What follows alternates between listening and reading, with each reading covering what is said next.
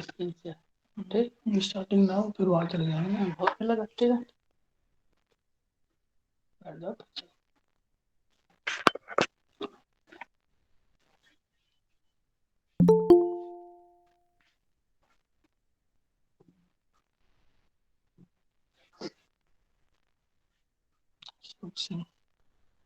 प्रणाम sir.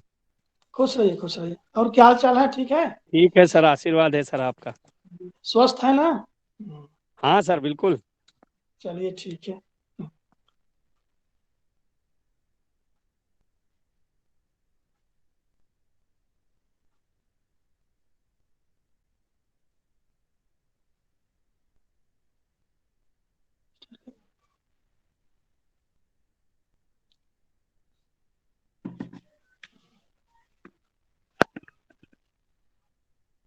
Share के चले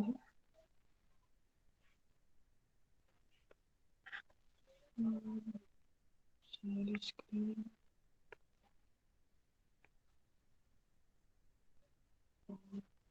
अच्छा करें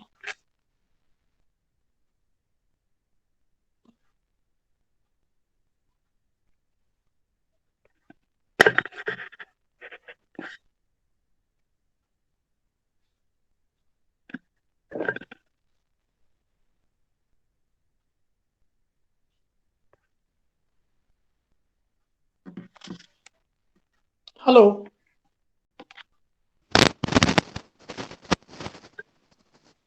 हेलो यस सर। क्यों स्टार्ट करें क्या सब लोग जुड़ गए यस सर। चलो ठीक है welcome to all of you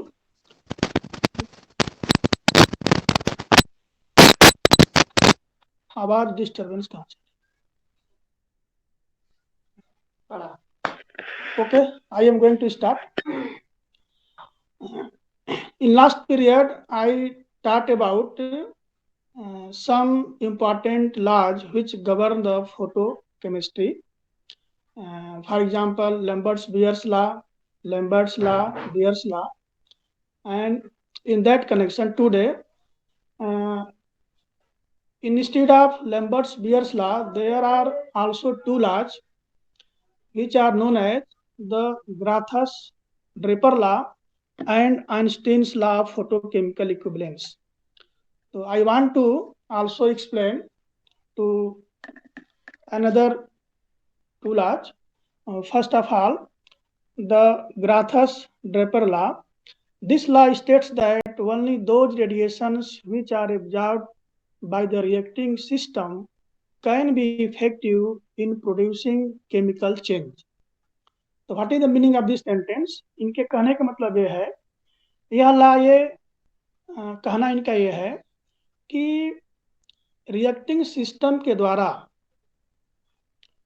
जब कोई लाइट रेडिएशंस एब्जॉर्ब होगा तभी केमिकल चेंज होगा according to this law when light radiations are absorbed by any system then chemical reactions are possible or when light radiations fall on a substance only the fraction of incident light which is absorbed can bring about a chemical change reflected and transmitted light do not produce any chemical change जब किसी reacting species पे light radiations incident होता है fall होता है तो उसमें से जो fraction of light radiations absorb होते हैं वही केमिकल चेंज देते हैं रिस्पॉन्सिबल होते हैं और कुछ लाइट रिफ्लेक्ट हो जाती है कुछ लाइट ट्रांसमिट हो जाती है तो reflected and transmitted light are not responsible for the giving the chemical change only the light radiations which are absorbed by the system are responsible or become caused to any chemical change. So this is the law by the Grathas-Draper law. Second है Einstein's law of photochemical equivalence. According to this law, one molecule is activated by the absorption of one quantum of radiation in the primary or first stage of a photochemical reactions. मतलब ये कि photochemical reactions में one molecule is activated by the absorption of one quantum of radiation. It means that one molecule, in other words, we can say one molecules of reacting species only absorb one quantum of radiation. Reacting species का one molecule केवल एक quantum of radiation absorb करेगा. इनका कहना यह है. Suppose new is the frequency of radiation absorb, then corresponding quantum of energy absorbed per molecule will be h nu. आप जानते हैं यदि रेडिएशंस की फ्रीक्वेंसी न्यू हो तो वन क्वांटा की एनर्जी जो होती है, energy of one quanta is given by the relation h nu, where h is the Planck's constant, nu is the frequency of radiation.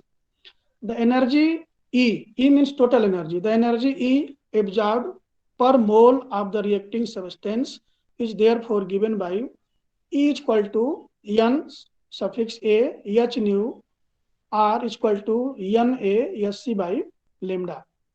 Here n a means per mole of reacting species.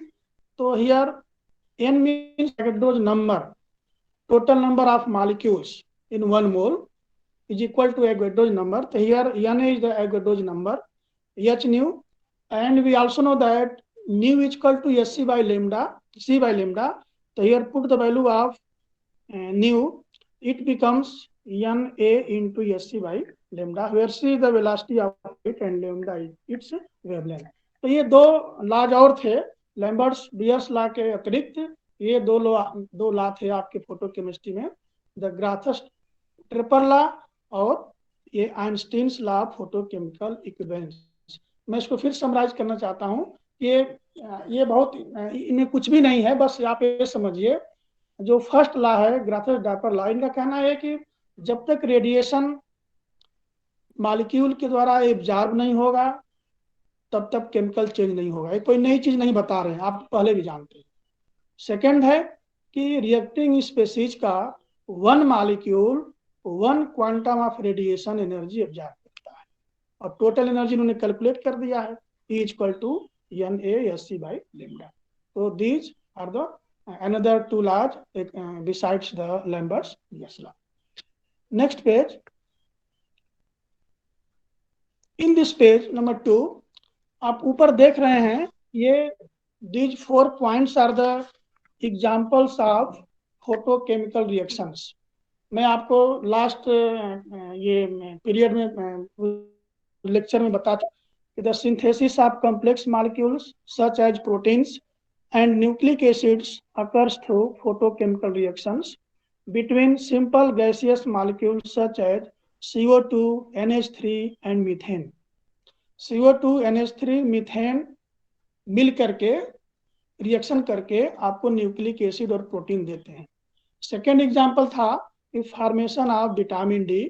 Third था formation of ozone in the earth stratosphere.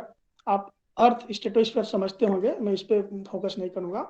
Fourth है formation of smog and unfortunate development of skin cancer. तो जितने ये all these examples are the examples of the photochemical reactions. और interesting point ये है next heading, interaction of electromagnetic radiations with matter.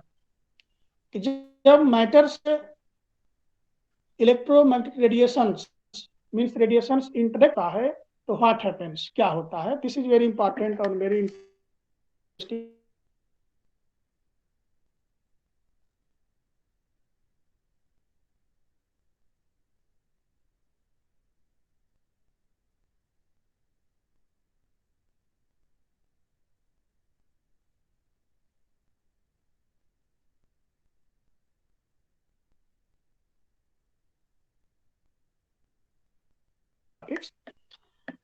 is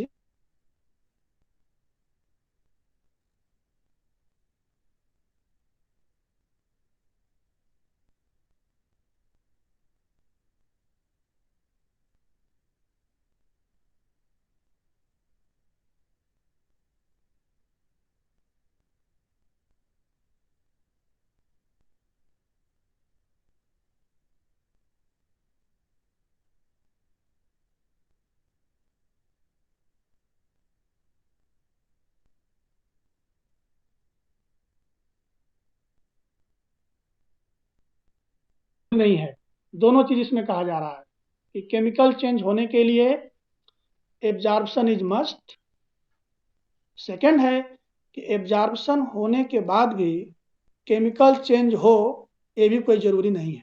दोनों चीजें इन photochemical reaction, light absorption is essential by matter or system, but however it is not essential that the light which is absorbed must bring about a photochemical change। ये जरूरी नहीं है कि यदि light absorb हो गई तो फोटोकेमिकल चेंज हो ही, फोटोकेमिकल रिएक्शन हो, ये कोई जरूरी नहीं है, ना कोई निश्चित है। The light which is absorbed by the matter may be re-emitted almost instantaneously within 10 to the power minus 8 second by in one step or more steps। जो लाइट एब्जॉर्ब होती है वो री इमिटेड भी होती है within 10 to the power minus 8 second by in one step or more steps। This phenomena is known as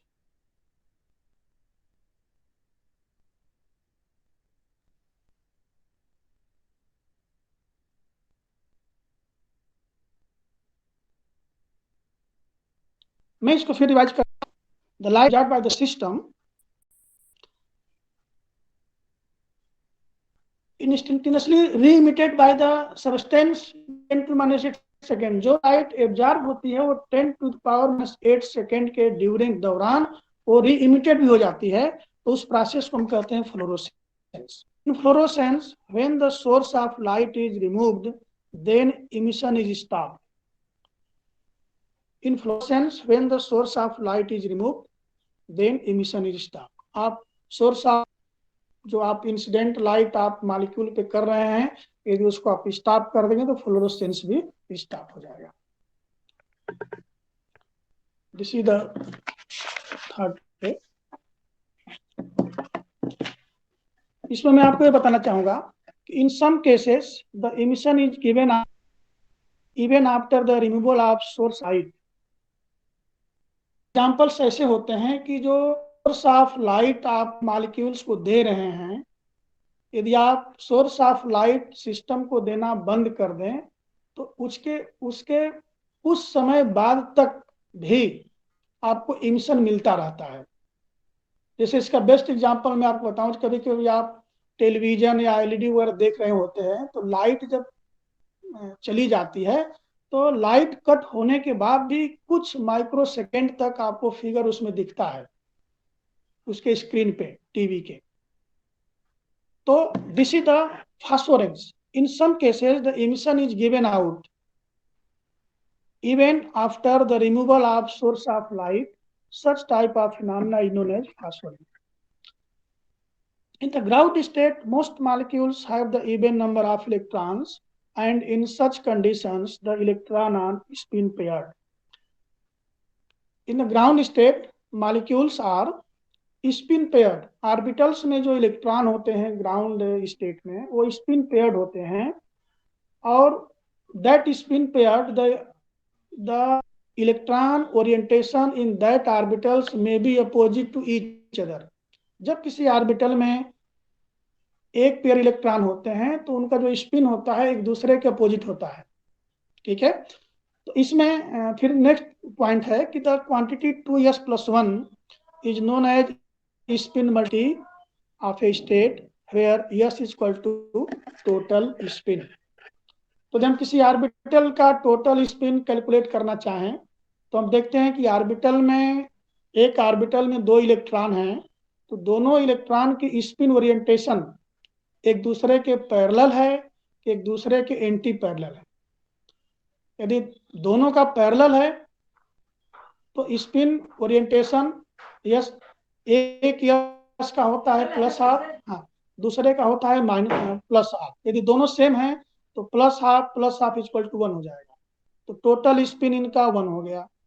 यदि spin orientation opposite to each other then total spin S equal to +12 -12 equal to 0। तो this is the total spin and the quantity 2s+1 is known as spin multiplicity। You can calculate the spin multiplicity of electron present in the orbitals। if the spin are paired, the upward orientation of the electron spin is cancelled by the inward orientation of the electron, thus S is equal to। मैं आपको बताया था कि if spin orientation are opposite to each other, देखिए इसमें अशोक जी ये दिख रहा है कि नहीं, विजिबल है कि नहीं स्क्रीन? जी सर दिख रहा है। ठीक है, तो देखिए इसमें हम ओके ठीक है। If the spin are paired, आप देखिए ब्रैकेट में दो स्पिन इलेक्ट्रॉन है अपोजिट टू ईच अदर, तो इस केस में क्या हुआ कि जो स्पिन ओरिएंटेशन है एक दूसरे को कैंसिल कर देंगे, एक का प्लस हाफ दूसरे का minus half, cancel two each other, and in this case total spin S is equal to 0, S1 is equal to plus half, S2 is equal to minus half, then S is equal to S1 plus S2। हमने इसको calculate करके इसमें show भी किया है, plus half minus half is equal to 0। Hence spin multiplicity अब calculate करेंगे आप, 2S plus 1, तो 2 into 0, S is equal to 0 plus 1 is equal to 1 आ गया। Thus multiplicity is 1 and hence molecule is in the singlet ground state। यदि उसकी spin multiplicity 2S plus 1 is equal to 1 calculate करते हैं आप, 1 in the singlet ground state, singlet state में है। If you have found the spin multiplicity 2S plus 1 is equal to 1। Next page पे आप देख सकते हैं, इसमें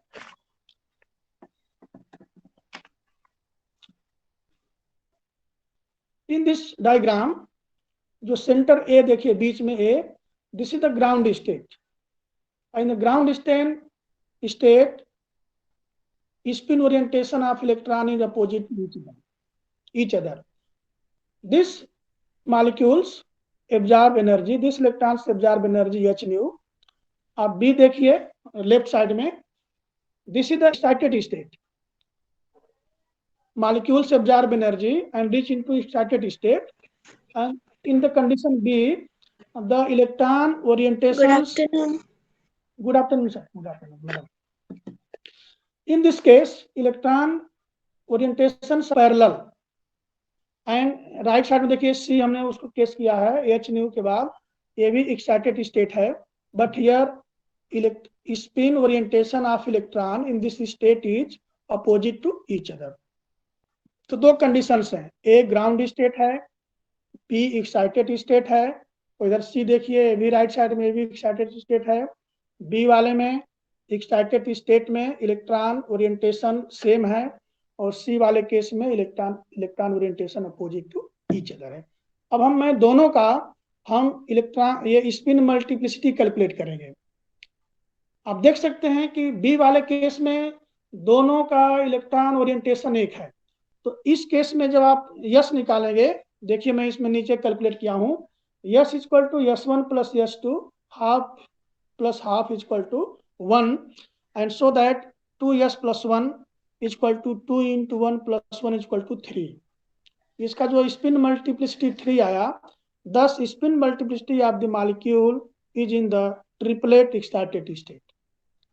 तो जो कंडीशन बी है उसको कह सकते हैं electron are in the triplet excited state. हम फिर सी का कैलकुलेट करेंगे।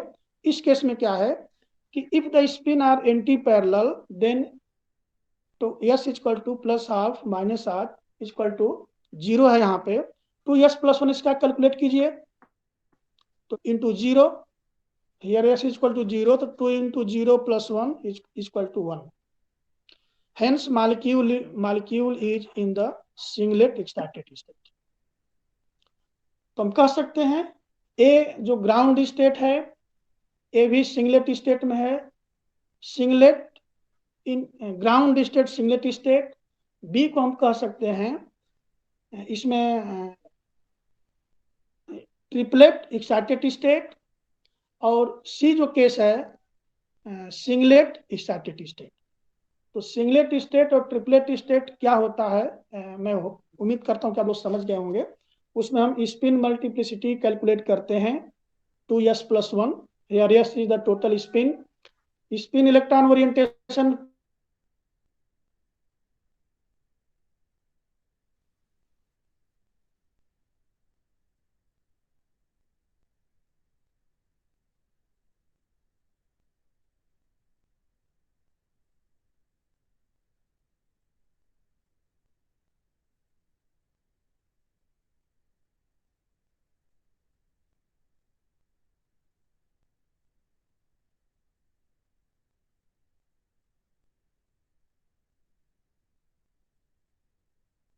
पैरेलल है तो उसका यस प्लस 1।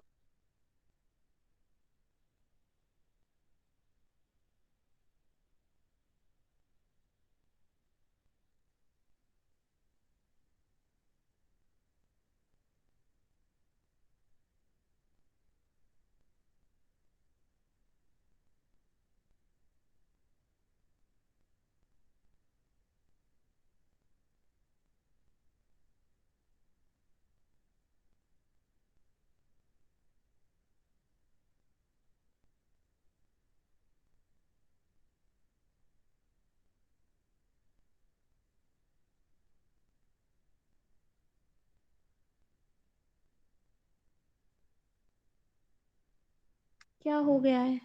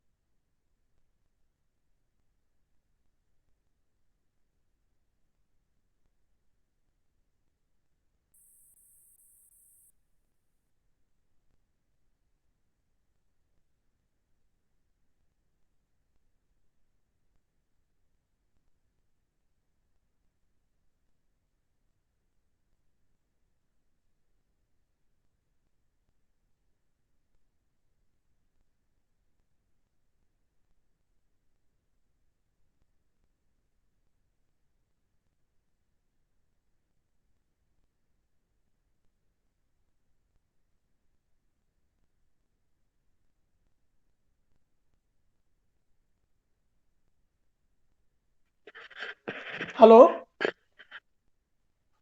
जी सर। आवाज चली गई थी क्या? हाँ सर। अरे यार, अच्छा रुको एक सेकेंड।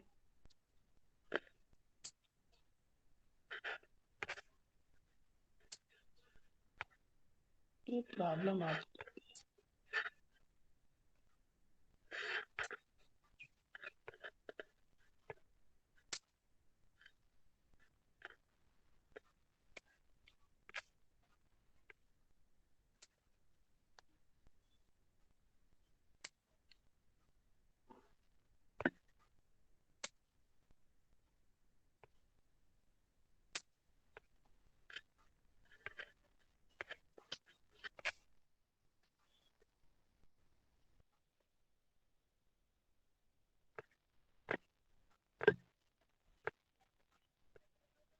हेलो जी हेलो। अच्छा चलो ठीक है। जी दिखाई पड़ रहा है सर। चलो ठीक है। तो मैं सिंगलेट स्टेट और ट्रिपलेट स्टेट आपको बताया, सुनाई दिया कि नहीं? जी क्या आवाज समझ चली गए। गई? चलो ठीक है। ये देखिए इस फिगर में S0 is the ground state, and after absorption of energy, molecule reach into S1, S2, S3. So this is the singlet started state. And right side में देखिए T1, T2, T3. This is the triplet started state. तो what I want to say that after absorption of energy, after absorption of radiations, molecules are excited and reach into excited state. And in the excited state, there are two states, triplet state and singlet state. So singlet states are represented by S1, S1, S1, S2, S3, and triplet state is represented by T1, T2, T3. After this, the molecule which in single or triplet started state is said to be activated. Thus, A0 plus H nu is equal to A stars. Molecules या तो singlet state में हो या triplet में हो, जिसमें भी हो उसको हम कहेंगे कि molecules are activated state and you can represent to this sentence A0 plus H is equal to A star, where A0 is the molecule in ground state and A star is the molecule in excited state. Activated molecule return to the ground state by losing their energy through the following type. After absorption of energy, molecule switch into excited state. तो जब वो excited state में पहुंचता है तो फिर ground state में return होता है. तो ग्राउंड स्टेट में रिटर्न होने के भी उसके कई स्टेप हैं, कई तरीके से वो come back into the ground state. First है non radiative transitions. These transitions involve the return of the activated molecule from the higher excited state to the first excited states S1 or T1. These transitions do not emit any radiations and it is referred to as non-radiative transition or radiationless transition. The energy of the activated molecule is dissipated in the form of heat through the molecular collisions.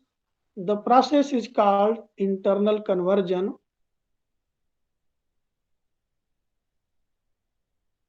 I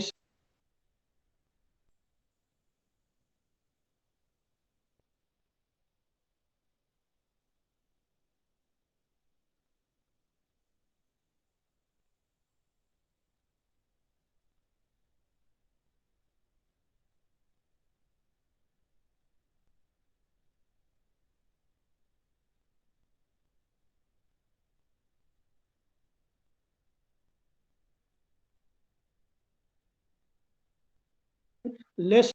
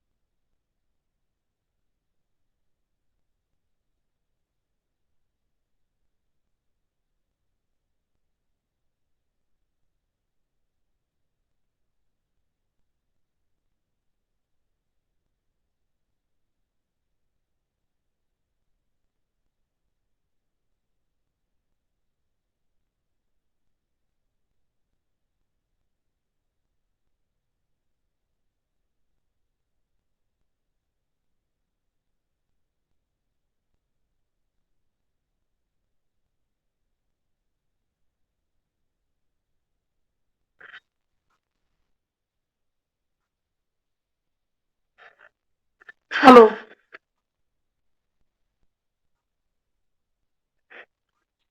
ji sir. Yes sir. ठीक है, आवाज आ रही है ना? वो university जी से भी call आई थी कि आप उसमें दिख नहीं रहे। हमने कहा बच्चे तो पढ़ रहे हैं जितने हमारे डेलीगेट से पढ़ रहे हैं। ठीक है, ठीक है, चलो ठीक, ओके ओके।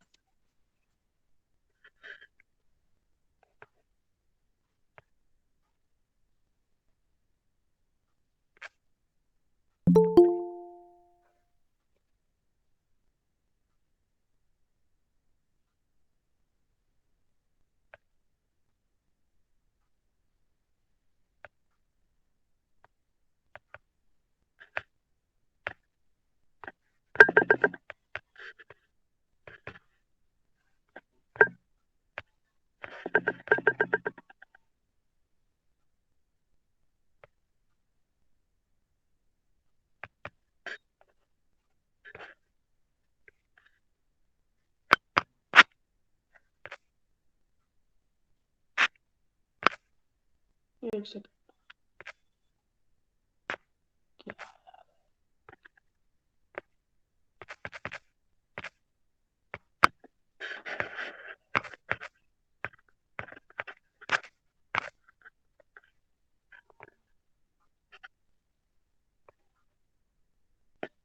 बहुत प्रॉब्लम है। हेलो हेलो, जी चलो ठीक है। तो ये मैं फिर स्टार्ट करने जा रहा हूँ। ये कि जी जी आफ्टर जी expansion of energy, molecules reach into static and they come back into the ground state. There are different ways by which molecules come into ground state. First is the non-radiative transitions. इसमें आपको मैं ये बताया कि non radiative transition में internal conversion और inter system crossing के through molecules came back into the lower energy. ठीक है। और इसमें इसके बाद सेकंड है radiative transitions. Radiative transitions.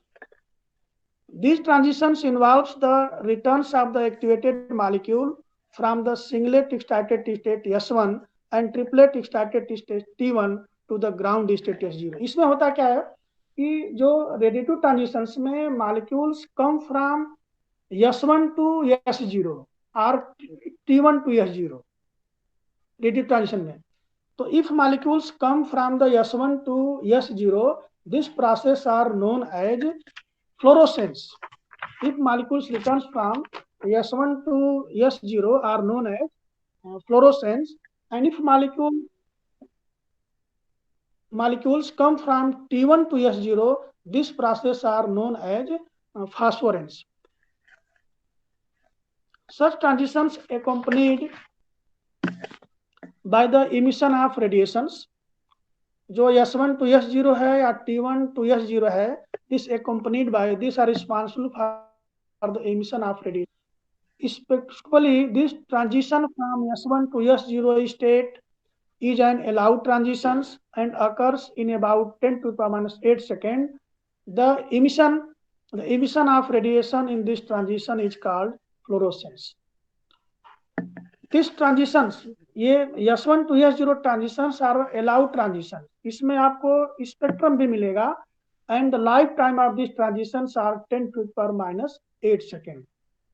10 to the minus 8 second में ये घटना होती है। S1 to S0 में molecules come back from singlet excited state to ground state, and this process are known as fluorescence. The transitions from the triplet excited state T1 to the ground state S0 is rather slow.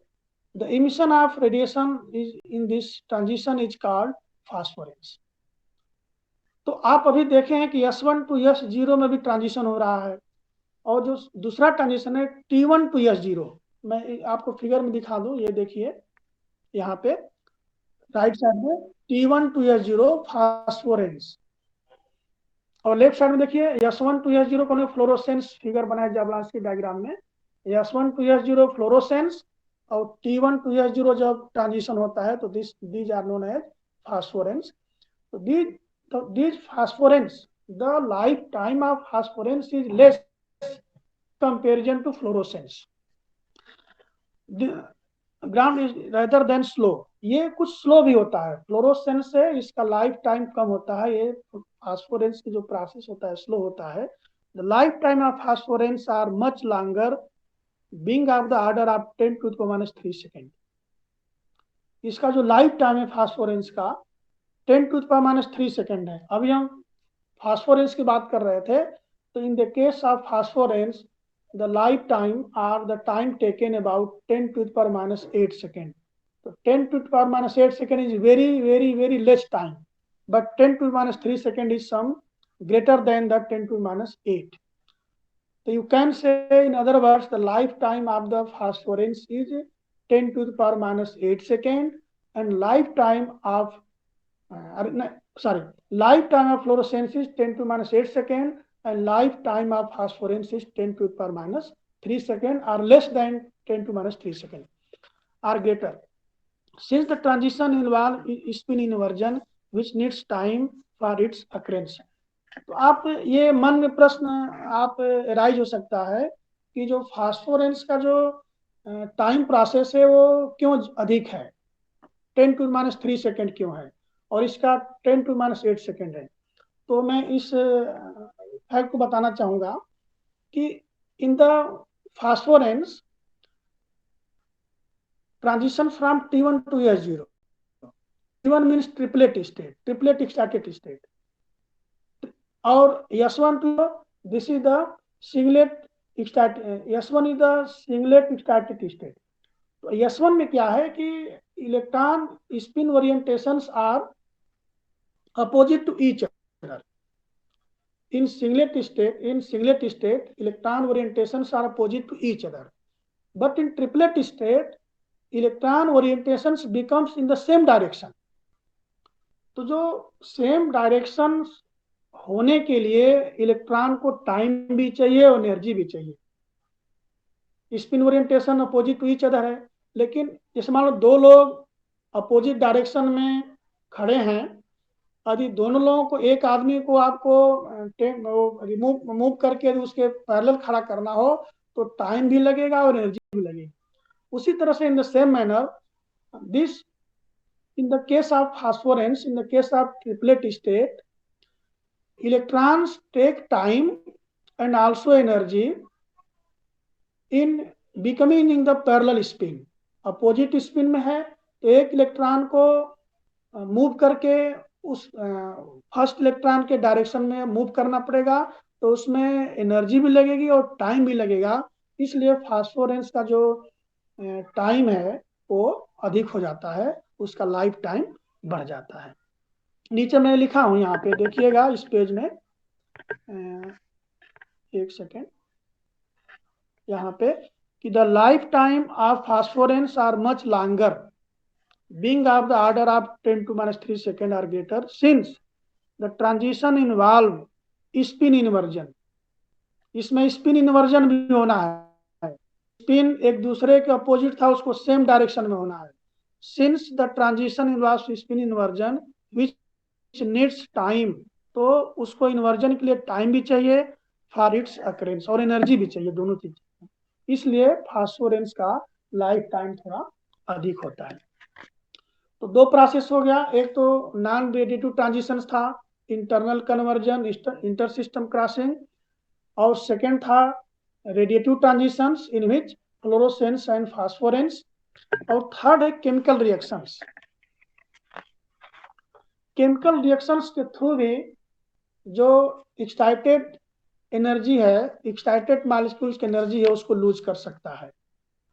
ठीक है, तो इस conditions में क्या होता है कि the activated molecule may also lose energy by undergoing chemical reaction. What happens? The molecules absorb energy, reach into excited state, and excited state, if molecules come back into ground state, so this is the way by which molecules come into ground state. And what is the way? That they give the chemical reaction, they give the photochemical reactions. Molecules ने energy absorb किया, absorb करने के बाद यदि photochemical reactions chemical change है तो उसके energy lose हो जाए, coming to the ground state. Molecules reaction करते हैं तो उसको एक्टिवेशन एनर्जी देनी पड़ती है। मॉलिक्यूल्स एक्टिवेट होते हैं और जब एक्टिवेट होने के बाद किसी रिएक्टेंट से जब रिएक्शन करके कंपाउंड कोई प्रोडक्ट बनाते हैं तो in the product formations molecules, the energy of the molecules becomes less. Molecules go into the stable state. तो स्टेबल स्टेट में जाने के लिए एक्साइटेड मॉलिक्यूल्स के तीसरा तरीका है कि केमिकल रिएक्शन के थ्रू भी अपनी एनर्जी को लूज कर सकता है और केमिकल रिएक्शन दे करके प्रोडक्ट दे सकता है और come into the ground state. This is the third state. Since the molecule in singlet excited state returns quickly to the ground state, it gets no chance to react chemically. इसमें हम कहना चाहते हैं कि in singlet excited states returns quickly to the ground states. आप ध्यान दीजिएगा, if transitions involve from singlet excited state to ground state, तो जब सिंगलेट स्टेट से ग्राउंड स्टेट में आता है तो that process is very fast, about 10 to the power minus order of 10 to 8 second, बहुत फास्ट होता है। It gets no chance to react chemically. इसीलिए उस केस में सिंगलेट स्टेट से जब ग्राउंड स्टेट में मॉलिक्यूल्स आते तो उनके पास चांस नहीं मिलता है, समय नहीं मिलता है कि मॉलिक्यूल जो है रिएक्ट करे और product they. But however, the molecules in triplet excited state, however, returns to the ground state comparatively slowly. लेकिन मॉलिक्यूल्स जब ट्रिपलेट स्टेट से ग्राउंड स्टेट में आता है तो वो process, that process are slow process. Molecules come from triplet excited state to ground state, that process are very slow, and that process, this provides good opportunity, ample opportunity to the activated molecule to undergo chemical reaction. तो चूंकि ये process बहुत slow होता है, triplet state से ground state में आना ये प्रोसेस स्लो है। तो जब स्लो प्रोसेस है तो इस कंडीशन में मॉलिक्यूल्स को, जो एक्साइटेड मॉलिक्यूल्स हैं, उनको समय मिलता है कि वो रिएक्ट करके और product, this provides ample opportunity to the activated molecule to undergo chemical reaction. Activated molecule के लिए अच्छा समय मिलता है जो आपस में केमिकल रिएक्शंस करके और प्रोडक्ट दें। ठीक है, जैसे मान लीजिए आप दो ट्रेन जब एक दूसरे के अपोजिट बहुत स्पीडली जाती है तो आप केवल देखते हैं एक दूसरे को, आप केवल कंपार्टमेंट देख सकते हैं, खिड़कियां देख सकते हैं। लेकिन ट्रेन की स्पीड यदि स्लो हो जाती है तो एक पैसेंजर दूसरे पैसेंजर को देख भी सकते हैं, और बहुत स्लो है तो पहचान भी सकते हैं, और ज्यादा स्लो है तो बातचीत भी कर सकते हैं। उसी तरह से इसमें जो फास्फोरेंस है, very slow process in comparison to the fluorescence.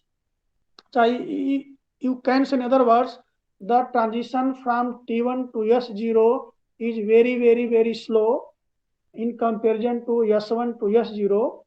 Therefore, in transition from T1 to S0, found the good opportunity to react the activated molecule and give the product. Thus, the molecule which undergoes in a chemical reaction is the one which is previously in triplet excited state. तो हम निष्कर्ष ये निकालते हैं कि the molecule which undergoes in a chemical reaction, यदि कोई molecules chemical reaction में जा रहा है, चाहे केमिकल रिएक्शन दे रहा है, is the one which is previously in A triplet excited state. तो निश्चित रूप से फोटोकेमिकल प्रोडक्ट देने के पहले वो ट्रिपलेट एक्साइटेड स्टेट में रहा होगा, तभी वो फोटोकेमिकल रिएक्शन दे सकता है। तो आप इसको दूसरे तरफ से भी कह सकते हैं कि in the photochemical reactions, if the light after absorption of light radiations molecules give the product, previously it should be in the triplet excited state before giving the product. Product देने के पहले वो निश्चित रूप से ट्रिपलेट एक्साइटेड स्टेट में होगा, तभी वो प्रोडक्ट दे सकता है. तो this is the conclusion of this chemical reactions topic discussion कि केमिकल रिएक्शन तभी हो सकता है जब मॉलिक्यूल जो है उसके पहले ट्रिपलेट स्टेट में होगा. तो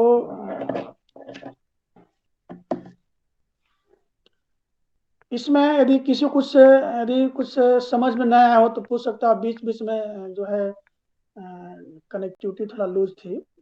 इसमें मैंने आपको स्पिन मल्टीप्लिसिटी के बारे में बताया कि स्पिन मल्टीप्लिसिटी क्या होती है. वो 2s+1 होता है. यस जो है टोटल स्पिन है. और यदि फिर मैं इसको रिवाइज कर दूं कि यदि स्पिन ओरिएंटेशन से पैरेलल है तो टोटल यस जो है 1 प्लस हाफ मिलके 1 हो जाएगा. और स्पिन मल्टीप्लिसिटी जब कैलकुलेट करेंगे तो 2s+1, तो 2 × 1 + 1 3 आएगा. तो this is known as in triplet state. और यदि स्पिन ओरिएंटेशन एक दूसरे के अपोजिट है, उस केस में यदि आप उसका स्पिन निकालेंगे तो यस जो है 0 होगा. और 2s+1 जो स्पिन मल्टीप्लिसिटी का फार्मूला है उसको कहेंगे s = 0, तो 1 होगा. तो उसको हम कहेंगे सिंगलेट एक्साइटेड स्टेट. और इसके बाद हमने आपको जबलांस्की डायग्राम भी आता है कि व्हाट है. तो जबलांस्की डायग्राम इज नथिंग. इसमें 2-3 क्वेश्चन थे कि एक्सप्लेन द जबलांस्की डायग्राम. तो उसको भी इसके माध्यम से आप एक्सप्लेन कर सकते हैं कि जबलांस्की डायग्राम का मतलब कि simply molecules in the ground state and after absorption energy go into excited state, and in the excited state there are 2 states, singlet excited state and triplet excited state. इसके बाद हमने बताया कि molecules in which way lose their energy. Excited state में जब molecules पहुंच जाता है तो लोअर स्टेट में कैसे एनर्जी लूज करके आ सकता है. तो उसके हमने आपको 3 तरीके बताए. एक तो आपको मैं बताया कि नॉन रेडिएटिव ट्रांजिशन है, और नॉन रेडिएटिव ट्रांजिशंस में आपको हमने इंटरनल कन्वर्जन और इंटर सिस्टम क्रॉसिंग 2 चीजें बताया. पूछ सकता है कि what do mean by internal conversion. तो what is the internal conversion? The transitions involve between spin multiplicity s2 to s1 या s3 to s2 ये भी कर सकते हैं. ये फिगर में देखिए s3 to s2 ये भी इंटरनल कन्वर्जन है, और s2 to s1 भी इंटरनल कन्वर्जन है. इधर देखिए T3 to T2 ये भी इंटरनल कन्वर्जन है, और T2 to T1 भी इंटरनल कन्वर्जन है. ये ट्रांजिशन जो है इस सेम मल्टीप्लिसिटी में हो रहा है. एक इंटर सिस्टम क्रॉसिंग के थ्रू भी इलेक्ट्रॉन एनर्जी लूज कर सकता है. तो this transition involve between 2 different spin multiplicity के बीच में ऐसा होगा. जैसे मान लो s2 to s1, s2 to t1 या s3 to t2 या s1 to t1. ये जो है आपका नॉन रेडिएटिव ट्रांजिशन है. फिर आपको हम रेडिएटिव ट्रांजिशन बताए हैं. इस रेडिएटिव ट्रांजिशन में आपको फ्लोरोसेंस और फास्फोरेंस था. फ्लोरोसेंस में क्या था कि transition between from s1 to s0. This transition are known as fluorescence, and transition from T1 to S0. These transitions are known as phosphorescence. The time of phosphorescence is 10 to the minus 3 seconds, and the time of fluorescence is 10 to the power minus 8 seconds. Third था हमने बताया आपको कि through chemical reaction के through भी अपनी energy lose कर सकता है. मैं आपको ये बताया कि मॉलिक्यूल्स एक्साइट होते हैं, फिर आपस में रिएक्ट करके प्रोडक्ट दे दिया और एनर्जी लूज करके उसकी कम इनटू ग्राउंड स्टेट. फिर एक चीज आपको बताया कि जो s1 से s0 है उस केस में रिएक्शन नहीं होता है. सिंगलेट एक्साइटेड में रिएक्शन नहीं होता है, बल्कि जब T1 to s0 में मॉलिक्यूल्स होते हैं तो जो that state provide the good opportunity to react the activated complex and give the product. तो मैं लास्ट में आपको ये बताया कि कंक्लूजन में कि कोई भी यदि केमिकल प्रोडक्ट बनता है तो it means that molecules previously into the triplet started state, उसके पहले वो ट्रिपलेट स्टार्टेड स्टेट में जरूर रहा होगा, तभी वो प्रोडक्ट दिया होगा। तो dear colleagues, I stop here, और फिर नेक्स्ट टर्म को हम कल मिलेंगे तो फिर इसको हम प्रोसीड करेंगे। ओके, क्यों सर? और किसी को कुछ प्रॉब्लम हो तो आप फिर डिस्कशन में पूछ लीजिएगा, ठीक है? जी ये जो पेज शेयर मैं कर दिया हूँ, चाहो तो आप लोग सेव कर लीजिए। क्या करें इसको?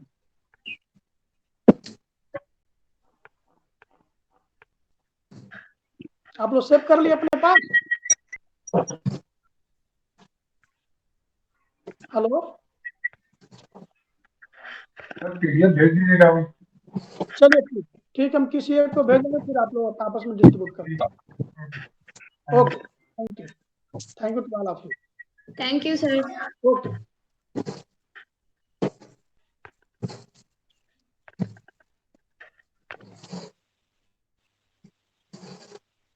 अब क्लास खत्म भाई, समझो? ये तू क्लास से लगी रहा है, कत्ते टाइम तेरे लगे रहन देखो है।